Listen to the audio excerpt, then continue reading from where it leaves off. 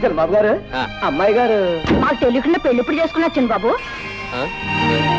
ఇంట్లోకి రాకుండానే ఏమిటో ప్రశ్నలు? ముందు సామాన్లు తీసుకెళ్ళి లోపల పెట్టు. బాబు అమ్మగారిని మేడం మీద గదిలోకి తీసుకెళ్ళి ఏం కావాలో దగ్గర ఉంచు. అట్టగే బాబు. వెళ్ళి జానకి. రండమ్మా రండి. ఇదేనమ్మా మీ గది, రండి.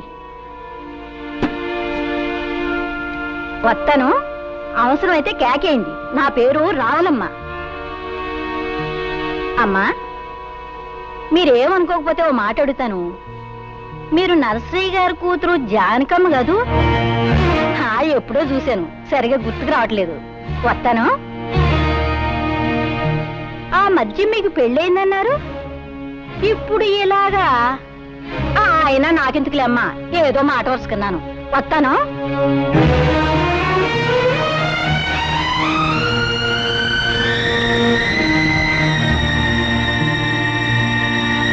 అయితే ఎంతగా అమ్మాయి ఎవరంట? బాగానే ఉంది వరుస. రామాయణం అంతా విని రాముడికి సేతేమవుతుందన్నట్టుంది. అది కాదే, నరసింహయ్య గారు పెద్దమ్మాయి అంటున్నా, అరే మేనల్లుడికి ఇచ్చి పెళ్లి చేశారంటున్నా, పిల్ల కూడా పుట్టిందంటున్నా, మరి చిన్నబాబు గారు కూడా వచ్చేయడం ఏంటే? ఎందుకు అలా వచ్చేసింది? ఎందుకు వచ్చేయడం ఏంటి? పరాయి మగాడితో పెళ్ళైనాడది ఎందుకు వచ్చేస్తుంది? పళ్ళు కొవ్వెక్కి చిన్నబాబు గారితో లేచొచ్చేసింది.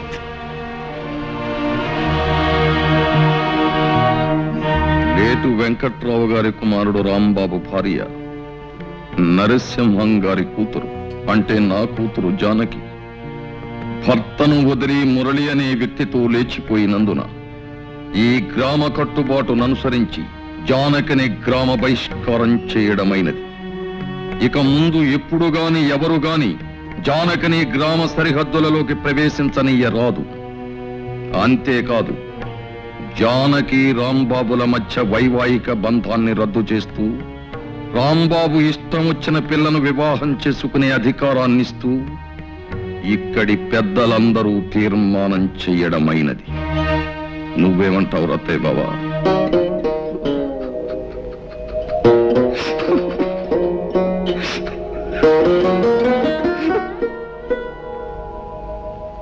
గురుగారు, నాకు చిన్న అనుమానం. అవకాశం ఇచ్చాను, అడుక్కో. జాతిరత్నం అంటే ఏమిటి గురుగారు? జాతిరత్నం అంటే కట్టుకున్న మొగుణ్ణి వదిలేసి పరాయి మొగాడితో లేచిపోయే కుల స్త్రీ. ఆవేశానికి ఇది సమయం కాదు. నా మాట పెట్టు.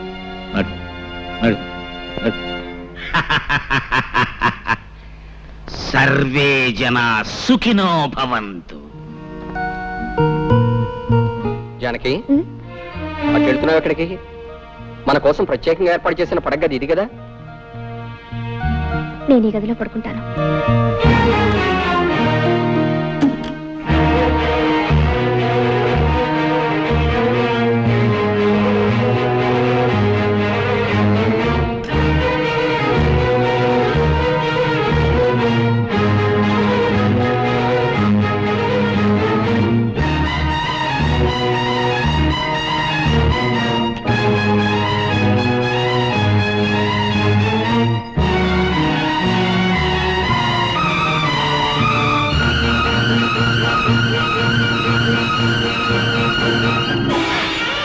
అయ్యా, పసుతాడంటే ఓ మగాడు తన పరువుని, ప్రతిష్టని, గౌరవాన్ని పసుతాడుగా మెడలో వేస్తున్నాను.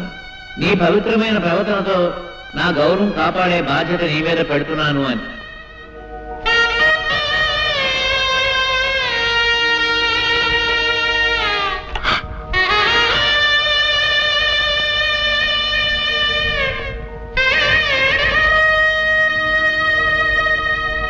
యజమానస్య కుమార్యాః పైడిపాలగోత్రాయాః జానకమ్మదాయాః. సింహం, ఏమిట్రా ఇదంతా? నీకేమైనా పిచ్చి పట్టిందా? పదరా పోదాం. అంతలు నాకు కాదురా పిచ్చి, మీ అందరికీ పిచ్చి పట్టిందిరా. నా కూతురు నేటితో చచ్చిందంతో సమానం. కన్న తండ్రిగా నేను తర్పణాలు వదులుతున్నాను అంటే నాకు పిచ్చి అంటారేమిటి? పంతుళ్ళు చదవండి మంత్రాలు.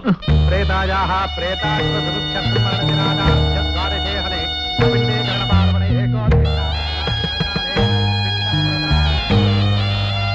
పిండస్యోపరి శిలోదకన్నమః.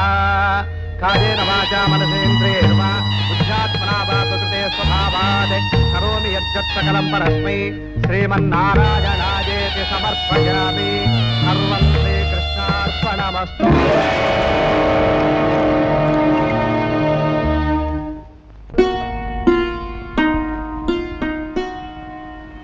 పాపకు పాలు పట్టాను. నువ్వు అన్నం తిన్నావా బావా? అయితేరా తిందువు గాని.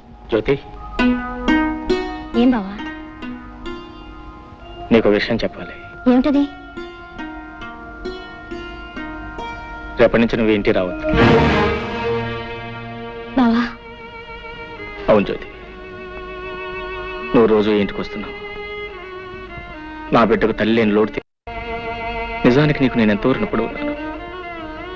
కానీ లోకులు వాళ్ళ నోళ్ళు ఊరుకు నిన్ను నన్ను కలిపి కట్టుకథలు అల్లుతారు. నాకు ఎలాగో తీరని నష్టం జరిగిపోయింది. తలెత్తుకోలేక సంఘంలో జీవోత్సవంలా బ్రతుకుతున్నాను. నా వల్ల కానీ నా బిడ్డ వల్ల కానీ నీ బ్రతుకు ఎలాంటి కష్టం కలగకూడదు. నీ భవిష్యత్తుకి ఎలాంటి నష్టం జరగకూడదు. నీ పెళ్లికి ఎలాంటి అంతరాయం కలగకూడదు.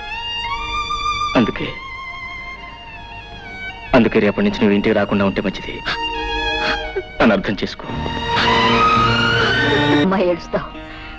బావన్న దాంట్లో తప్పే ఉంది. నీ మంచి కోరే చెప్పాడు. పాపిస్తూ చేసిన పని వల్ల మనందరూ వేడవలసి వచ్చింది. నేను వెళ్ళకపోతే బావ ఒకడు పాపను ఎలా చూసుకుంటాడు? దానికి ఏ టైంకి ఏం కావాలో అన్ని అమర్చి పెట్టగలడా? నిజమే, కానీ మనం ఏం చేయగలం? పసిబిడ్డ నువ్వు చూసుకోలేవు బాబు. నేను తీసుకెళ్తానంటే నా మాట విన్నాడా? ఇదంతా మన కర్మ.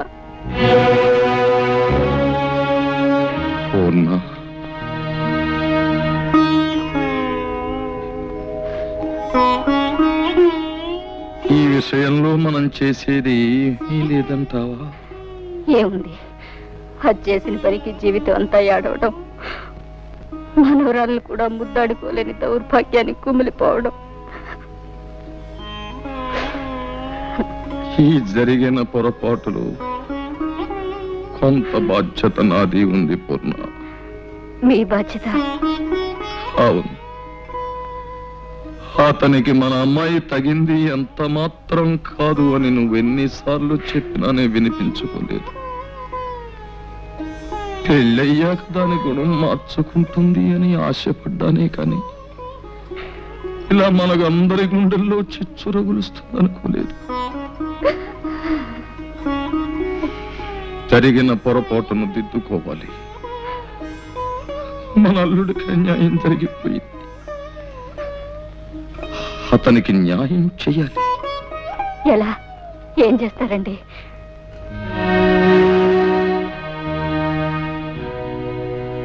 అతనికి మన జ్యోతినిచ్చి పెళ్లి చెయ్యాలి.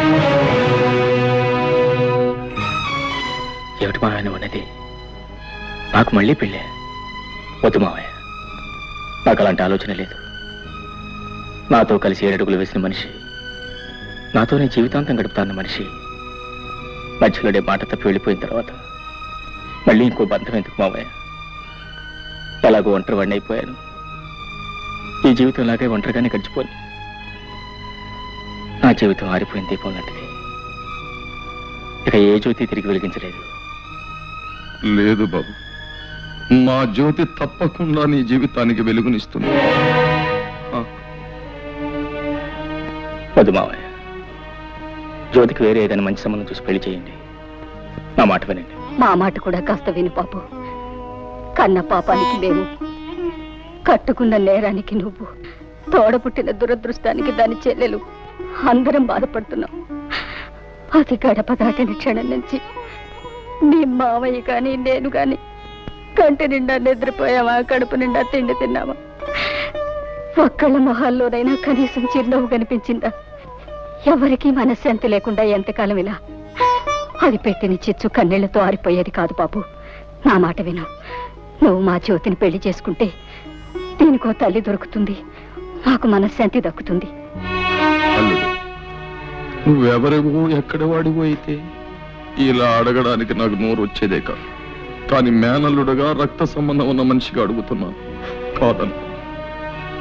మావయ్య, నువ్వు చిన్నవాడివి, ప్రార్థించకూడదు. నేను పెద్దవాడిని, ప్రాధేయపడకూడదు. కానీ ఇప్పుడు ఆ రెండు రెండు చేస్తున్నాను. ఇవి చేతులు కావలుడు. మావయ్య అలాగే మీ ఇష్టం వచ్చినట్టు కానివ్వండి.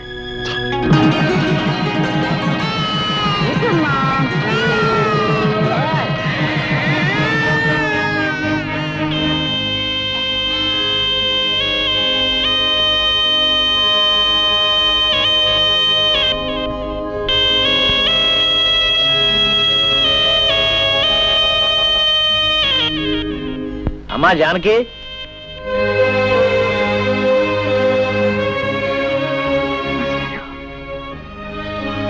ఏమ్మా కులాసాయేనా?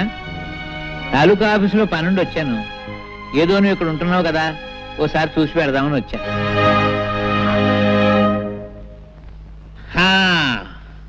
అబ్బో, ఇల్లు చాలా బాగుందమ్మా, చాలా పెద్ద ఇల్లు. ఈ సోఫాలు, కుర్చీలు, టేబుల్స్, లైట్స్ చాలా ఖరీదుంటాయనుకుంటాను. చాలా సంతోషం తల్లి. మీ నాన్న ఏడుస్తూ అన్నాడు, ఒరే పంతులు, పెద్దది ఎలా చేసింది ఏంట్రా అన్నాడు. నేనన్నాను, ఊరుకోరా పిచ్చోడా, అదేం తెలివి తక్కువది కాదు, ఏదో గొప్పతనం లేదే ఇంత పని చేస్తుందా అని నేనన్నాను. నేను అన్నది కరెక్టేనమ్మో, లేకపోతే ఆ పేదరాంబాబు నీకు ఇవన్నీ ఎక్కడ తెచ్చి పెట్టగలడు? అమ్మా అతను అదే ఇంతకీ అతను ఏమన్నారు జానకమ్మ తల్లి? భర్త అనడానికి కుదరదు, ఎందుకంటే అతను నీ మెళ్ళలో తాడి కట్టలేదు కనుక. పోనీ నేను అతని భార్య అందామా, అది కుదరదు. ఏమనాలబ్బా, ఏమిటో ఏమనాలు యథోపరికి తోచావడం లేదు. పాఠాలంటే చెప్తాను గాని భాష గురించి అంతగా తెలియదమ్మా. పోనీ ఏమనాలో నువ్వు, అదేమిటమ్మా, అదేమిటి ఎడుతున్నావా? Silence silence silence. నువ్వేదో ఆనందంగా సుఖంగా ఉన్నావేమో చూసి పెడదామని నేను వస్తే ఏడుస్తావేమిటమ్మా? Silence silence. అమ్మా ఏడవకూడదు. మాస్టారు, నేను తప్పు చేశాను మాస్టారు, తప్పు చేశాను. చచ్చా ఏడవకమ్మా, చేసిన తర్వాత తప్పని తెలిస్తే ప్రయోజనం లేదమ్మా. చూడమ్మా, నీకు గుర్తుందో లేదో, నీ చిన్నప్పుడు చదువుకునేటప్పుడు వేమన శతకంలో పద్యం, కులములోన ఒక్క గుణవంతుడుండిన కులము వెలయు వాని గుణము చేత. ఆ పద్యం నువ్వు తప్పు చదివితే నిన్ను నేను బెత్తంతో కొట్టాను. మరుసటి రోజు కరెక్ట్గా అప్పచెప్పావు. కానీ నీవు ఇప్పుడు పెద్దదానివి, బెత్తంతో మందలించవలసిన వయసు కాదు నీది. సరిదిద్దడానికి వీలున్న తప్పు కాదు నువ్వు చేసింది. అది పద్యం, ఇంకోసారి చదివితే వస్తుంది. కానీ ఇది జీవితం, ఇంకో జన్మ ఎత్తితే గాని చేసిన పొరపాటు సరిదిద్దబడదమ్మా. ఈ జన్మకింతే. సైలెన్స్ సైలెన్స్ అమ్మా. మాస్టారు బాగున్నారా మాస్టారు?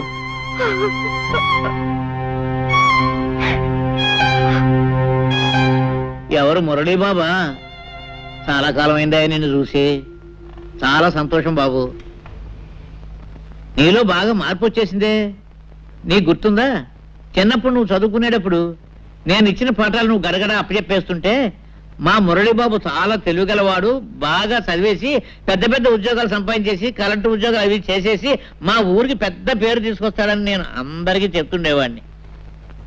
కానీ బాబు, మన ఊరి పేరు, పరువు, ప్రతిష్ట ఇలా బజారు పాలు చేస్తావని అనుకోలేదయ్యా.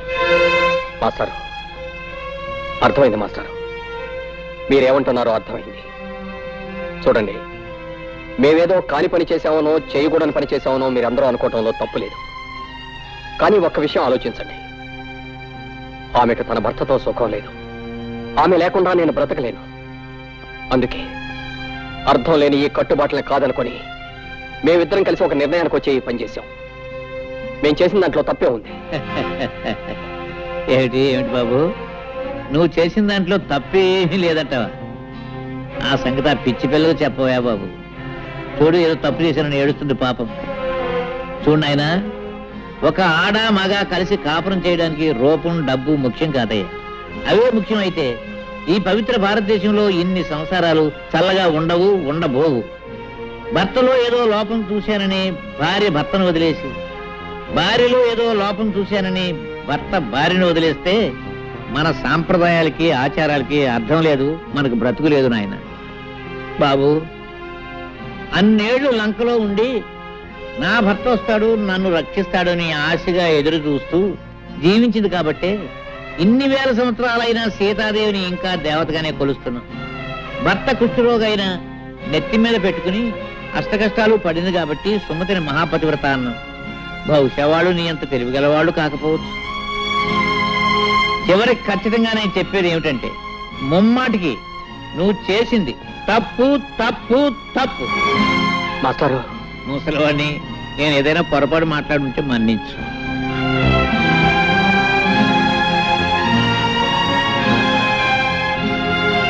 వస్తానమ్మా. మాస్టారు, నేను మీ కూడా వచ్చేస్తాను. నన్ను మీతో పాటు తీసుకెళ్ళండి మాస్టారు, తీసుకెళ్ళండి.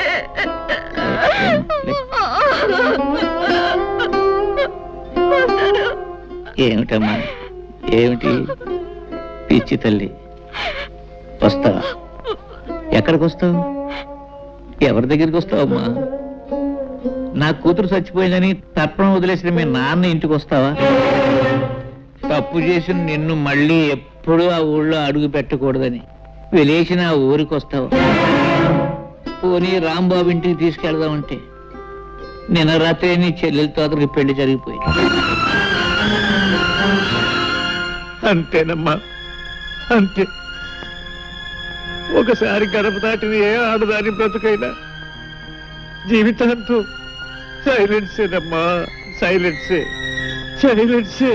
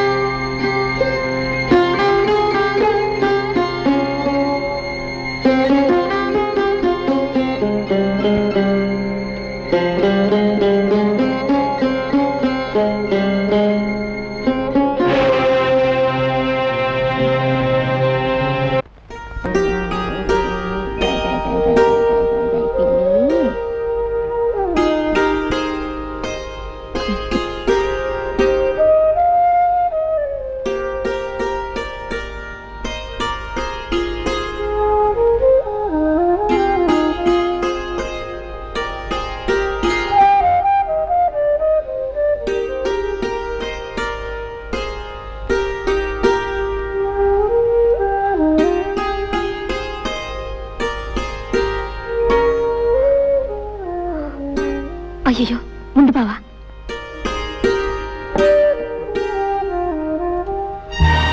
ఈ గదిలో ఒక్కగానే ఉంది, ఒక ఫ్యాన్ కొనుక్కోవచ్చుగా.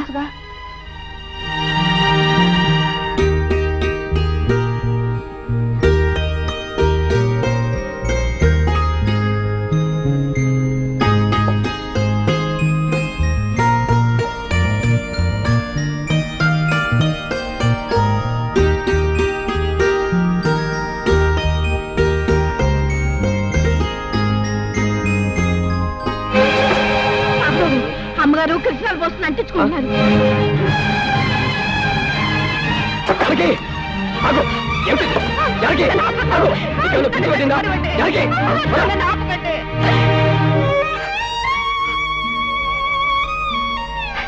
అయిన వాళ్ళందరినీ కాదనుకొని నాతో వచ్చింది చచ్చిపోవటానికి ఆ జానకి కాదు. కానీ గడప దాటినాడే నేను చచ్చిన దాంతో సమానమని తెలుసుకోలేకపోయాను. అసలు అసలు తప్పంతా నాది చిన్నబాబు. జరిగింది తప్పే అయితే అందులో ఇద్దరికీ సమానమైన బాధ్యత ఉంది. నాతో రమ్మనమని అడగటం నా తప్పు అయితే రావటం నీ తప్పు. నా కూడా రావటానికి నీకున్న ధైర్యం నాతో జీవితం పంచుకోవటానికి లేకపోయింది. జానకి, ఇప్పుడు నువ్వు చచ్చిపోతే నిన్ను లేవ తీసుకొచ్చానన్న చెడ్డ పేరుతో పాటు నీ చావుకు కారణమయ్యానన్న అపకీర్తి కూడా నాకు వచ్చేది. ఇప్పుడు నీ మనసు నాకు పూర్తిగా అర్థమైంది. నువ్వు నాతో కలిసి జీవించలేవు. అందుకే నువ్వు తిరిగి మనూరు వెళ్ళిపో. ఎక్కడికి వెళ్ళను, ఎవరింటికి వెళ్ళను. ఎవరింటికి వెళ్ళక్కర్లే జానకి. ఊరు బయట ఉన్న తోటలో నాకు చిన్న ఇల్లు ఉంది. అందులో నువ్వు సుఖంగా ఉండటానికి అన్ని ఏర్పాట్లు చేస్తాను. నీ వాళ్ళెవరో నీతో మాట్లాడకపోయినా కనీసం కళ్ళెదురుగా కనిపిస్తారు.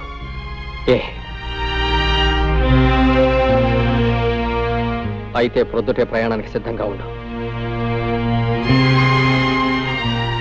ఈ రాత్రికి అన్ని ఏర్పాట్లు చేస్తాను.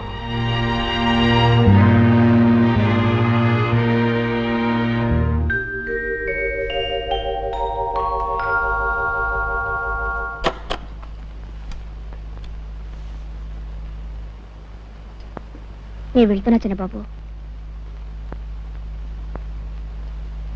నేను వెళ్తున్నా చిన్నబాబు.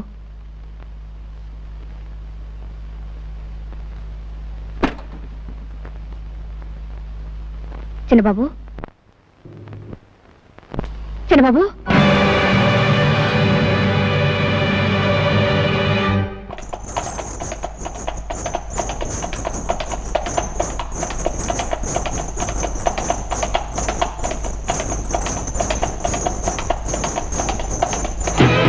చూడవే ఆ ముద్రష్టం దొస్తుంది. దాని మొహం చూస్తే ఆ పాపాలన్నీ మనకి అనుకుంటాయే. అది చూడకండి, చూడండి.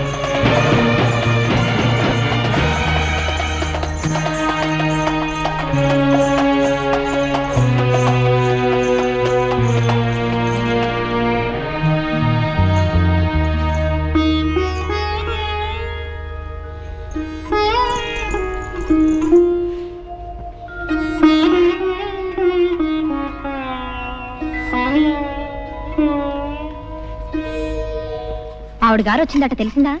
ఎవరావిడే? పెద్ద తెలియనట్టు అడుగుతావే, అదే ఆ జ్యేష్ఠాలమ్మ. మళ్ళీ తగలడిందటగా. చేస్తాలమ్మా, ఆ పేరు ఇప్పుడు వినలేదే. ఇదిగో ఇలాంటి సమాధానాలు చెప్తే నాకు ఒళ్ళు మండుకొస్తుంది. చిచ్చి, మళ్ళీ ఊరు రావడానికి మనసు ఎలా ఒప్పిందో. అంత సిగ్గుమాలను పనిచేసిన తర్వాత కూడా. రామరామ. ఏంటో రామరామ కృష్ణ కృష్ణ, అసలు విషయం ఏంటి చెప్పు. అట్నుంచటే పోతుంది అనుకున్నాను. ఆవిడ గారి గురించి ఇక్కడ ఎవరు బెంగ పెట్టుకున్నారని వచ్చింది మళ్ళీ. ఆవిడ గారు ఈవిడ గారు ఏమిటో గోల, అసలు సంగతి సూటికి చెప్పు. ఎందుకు రాద్ధాంతం? అవును, ఎందుకు ఎవరావిడే? ఇంకెవరు? ఆవిడే, ఆ జానకమ్మ గారు. ఒకప్పటి మా అక్కయ్య గారు. ఊరవతల తోటలో ఉందట. నువ్వు చూడలేదా? లేదు. అయినా ఆవిడ విషయం మనకెందుకు? వస్తే ఎవడకు కావాలి, రాకపోతే ఎవడకు కావాలి. అవునులే. ఇదిగో నువ్వు గాని ఆ చుట్టుపక్కలకి వెళ్ళినట్టు తెలిసిందో నేను ఊరేసుకొని చచ్చిపోతాను, గుర్తుంచుకో. నీకేమైనా పిచ్చి పట్టిందా? నేను ఎందుకు వెళ్తాను?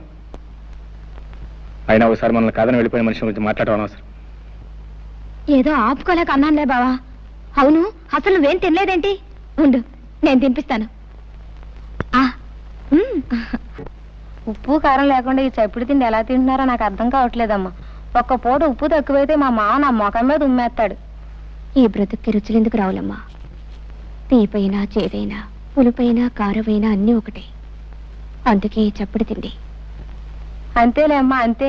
ఎన్ని జన్మలెత్తినా ఆడదానిగా మాత్రం పుట్టకూడదమ్మా.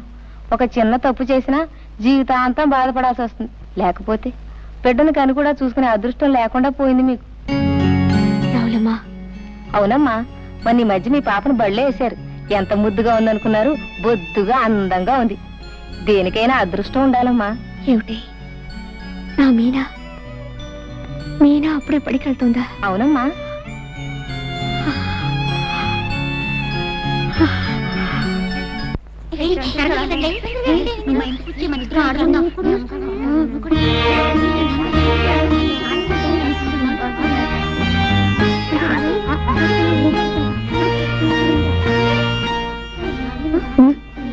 అదిగో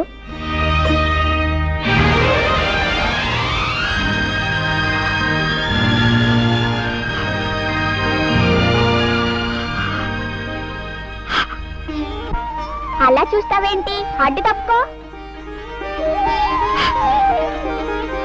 తప్పుకో అంటే అలా చూస్తావేంటి? ఎవరు నువ్వు? నేను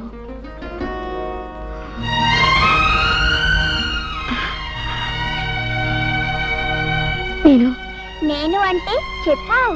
నేను నేను మీ అమ్మనమ్మా. మా అమ్మ ఇంటి దగ్గరే ఉందిగా, అమ్మనంటావేంటి? అదేనమ్మా, నేను నేను మీ పెద్దమ్మని. ఓహో అలాగా. పాపా, నువ్వు చాలా మంచిదానివి. నాతో ఇంటికి వస్తావా?